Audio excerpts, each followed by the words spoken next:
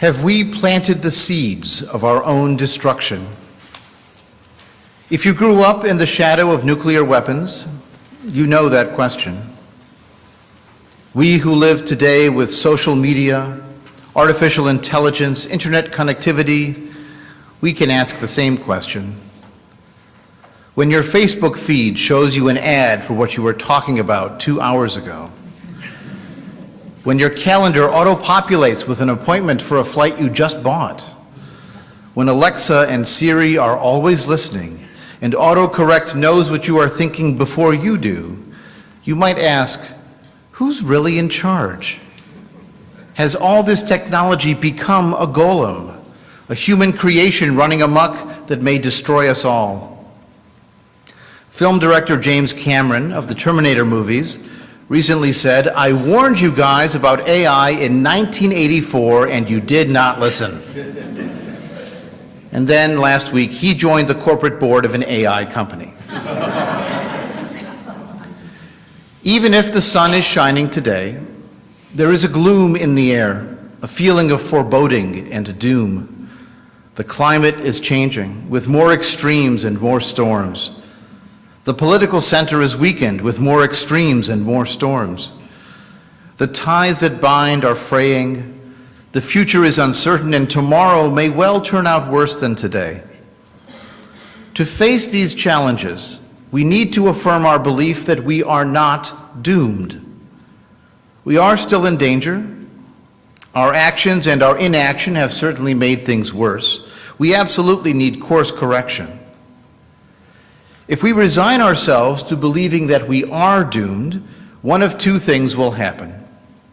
On one hand, we may leap at radical solutions that will turn out worse, like the Golem of Prague in Jewish folklore, created to defend the Jews against pogroms and then destroying everything in its path. We will seek a Messiah, a magical solution, a savior figure who promises everything and therefore is too good to be true. When systemic change then fails to appear, we will ignore tangible progress and surrender to cynicism and despair. On the other hand, if we say we are doomed, we will give up, throw up our hands, and surrender to fate. If we believe there is nothing we can do, then we will do nothing. We can always do something. That is a key plank of my faith in humanism, the power of humanity to act. The prophets and rabbis also believed in the importance of human action, even if they judged it through their theology. Biblical prophets are a mixed bag, claimed for many causes. They condemn social injustice, and they condemn theological infidelity, using the phrase whoring after other gods to express the Hebrew God's jealousy. For the prophets, the consequences of human behavior are ultimately divine reward or divine punishment. We might say it is cruel to blame the destruction of Hebrew kingdoms on their own sins, but psychologically, at least it's a reason, cause and effect.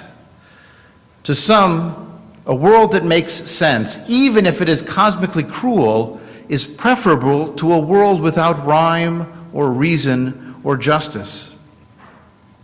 The problem with this approach is that if disaster strikes, or when disaster strikes, more likely, do you fix your relationship with your God, or do you work with other people to change the situation here and now? The prophets promised cosmic redemption if we just prayed and fasted and blessed and believed strongly enough. That would save us. By contrast, what do humanistic Jews do if we do not pray? Put simply, we do. That focus on human action in this life is also a Jewish tradition. Here is a scene from the aftermath of the destruction of the Second Jerusalem Temple around 70 of the Common Era that shows a choice made by early rabbis. When the temple was destroyed, the number of ascetics increased among the Jews. They would not eat meat nor drink wine. Rabbi Joshua asked them, "Why do you not eat meat nor drink wine?" They said, Shall we eat meat that used to be sacrificed on the altar when the altar is no more? Shall we drink wine which was poured in libation offerings upon the altar when the altar is no more? Rabbi Joshua then said, if that is so, then we will not eat bread anymore, since the meal offerings on the altar have ended. They replied, we can live by produce alone. Joshua responded, by your logic, we cannot eat produce since the bringing of first fruits has ended. We will only live by produce that was not traditionally offered. By your logic, we cannot drink water since the water libation has also ended. At this, the ascetics were silent. Rabbi Joshua said, my children, come and I will tell you. To not mourn at all is impossible, for the decree of destruction has been decreed.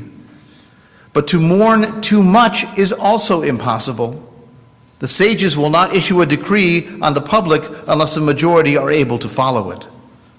Plaster your home with plaster, but leave a small amount unplastered as a memorial. Prepare what you need for a meal, but leave out a small item as a memorial. In other words, live life even as you acknowledge disaster. What will be may be, but negating this life to beg favor from the world beyond defeats itself.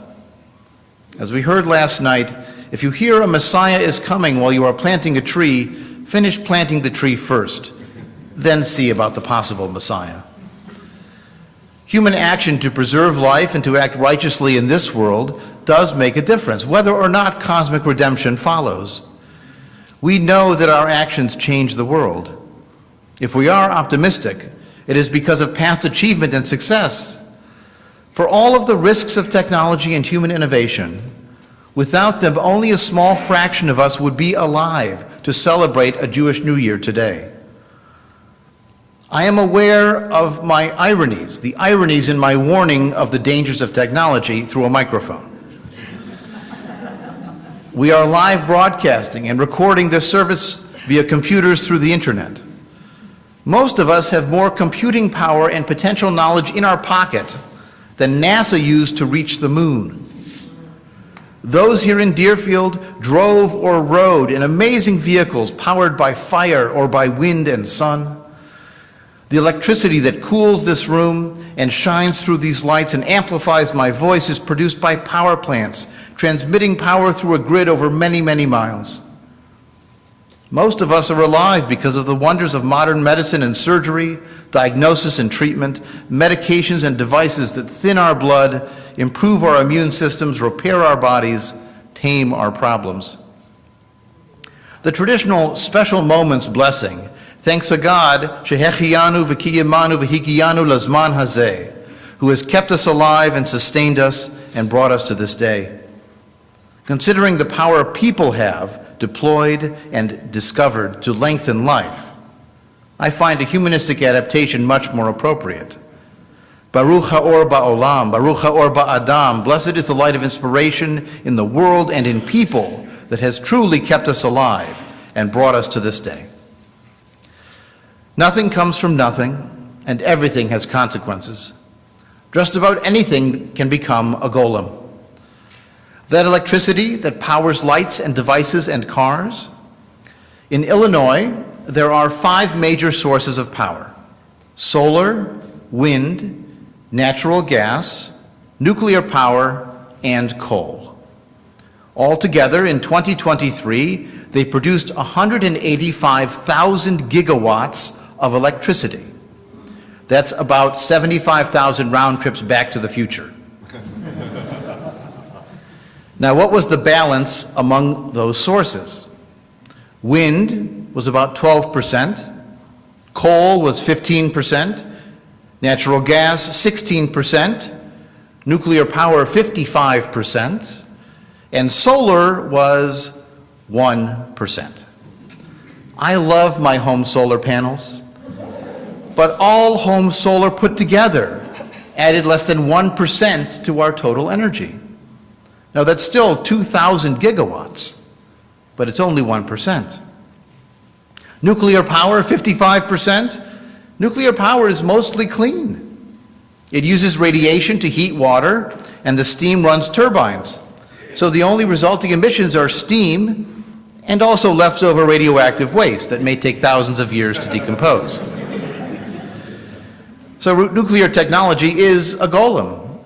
It can diagnose and cure disease, it can reduce greenhouse gas emissions, and it can blow up the world in a bomb or contaminate our air and water as waste, causing the cancers it cures. The golem of all golems today are AI and social media. We might call it anti-social media. Maybe you have friends or family or creators that you follow who challenge your worldview, but most of us gravitate towards media and people who make us feel good, who affirm what we already believe, who motivate us to be better rather than tell us that we are wrong. I'm old enough to remember, if not the dawn of the internet, at least the early morning of the internet. Some of us still hear that AOL automated voice, "You've got mail." 31 years ago, as a college freshman, I received my first email addressed. We imagined the internet would bridge cultures and break down barriers. It would increase and share human knowledge with lightning speed, and it would change the world. Change the world it certainly has. We did not fully appreciate the short jump from information to misinformation, and the huge leap from facts to actual understanding and truth. Artificial intelligence has learned from what people write, so now autocorrect has been made worse by artificial idiocy.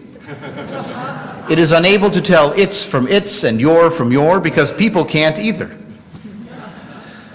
Something I laughed about 30 years ago should have been more ominous. Like most freshmen, I made my email address my first initial and my last name, A. Shalom.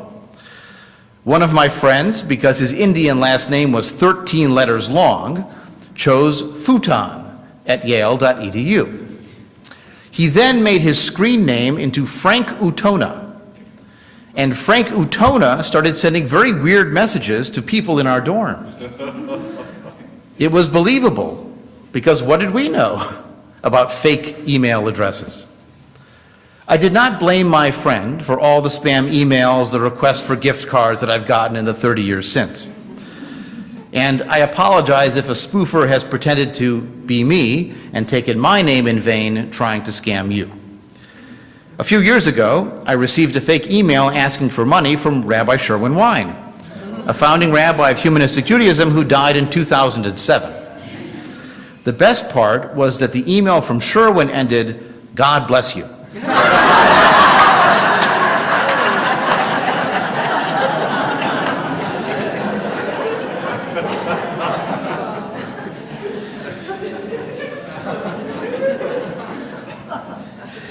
The internet is not truth.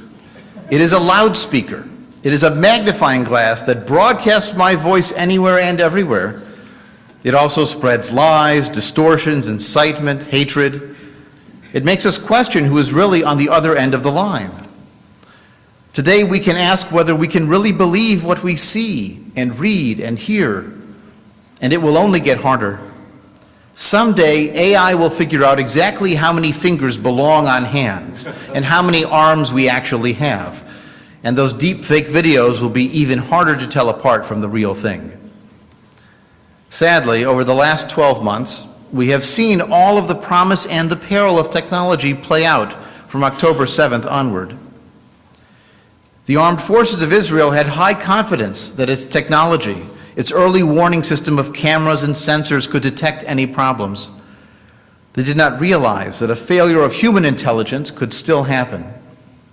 The mostly young women stationed at those observation posts reported unusual activities in the days before, and the mostly older men to whom they reported ignored them. When the attack actually happened, cell towers were targeted to disrupt communication. And at the same time, thousands of hours of video was shot, even live streamed, by Hamas and Islamic Jihad attackers and by Israeli civilians fleeing and fighting for their lives. We have seen the horrors of that day, the living hostages and the dead carried away.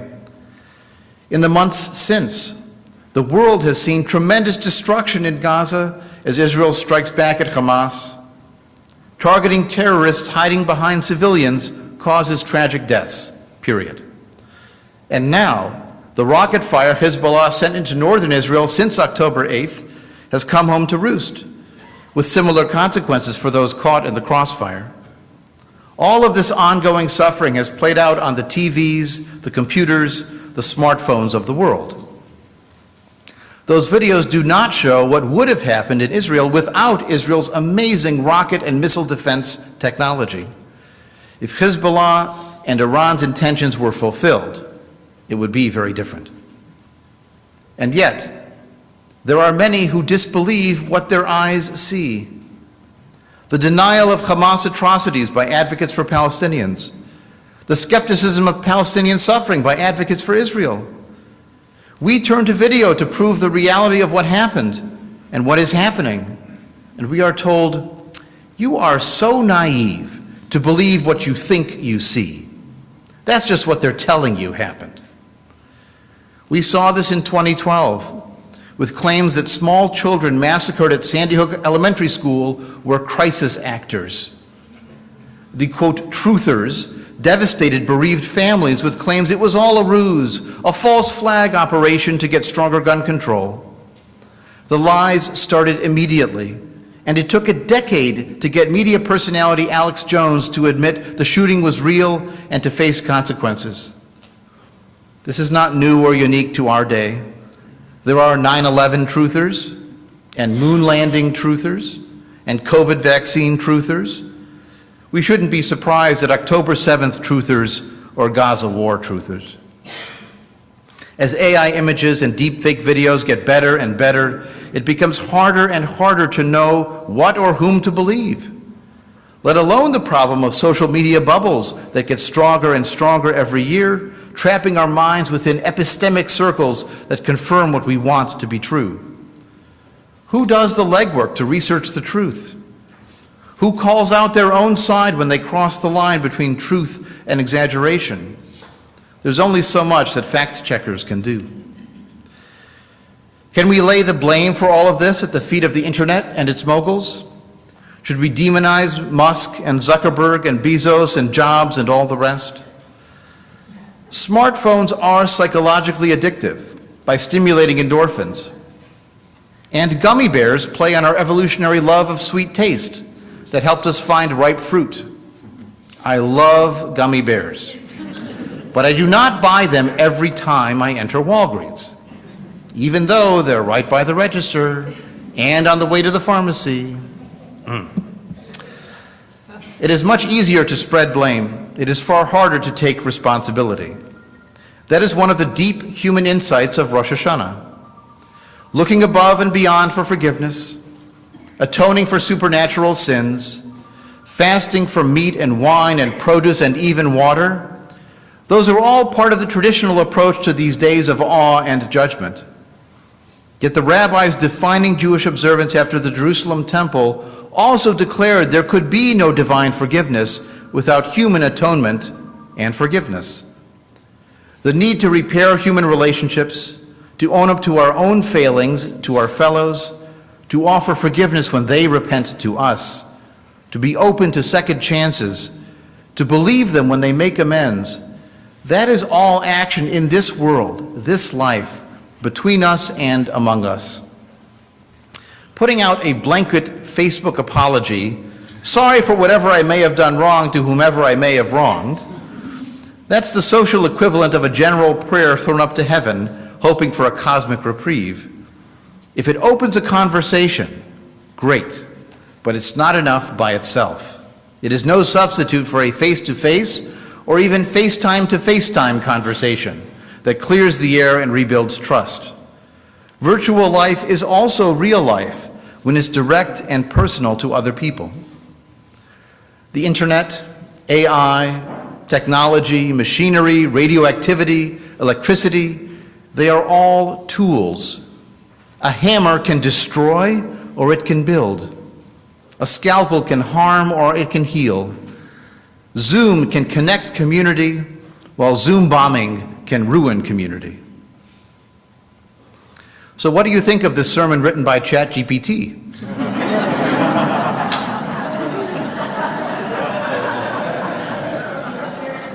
Or was it written by Shalom, PhD? I affirm it was written by me, but you can do your own research.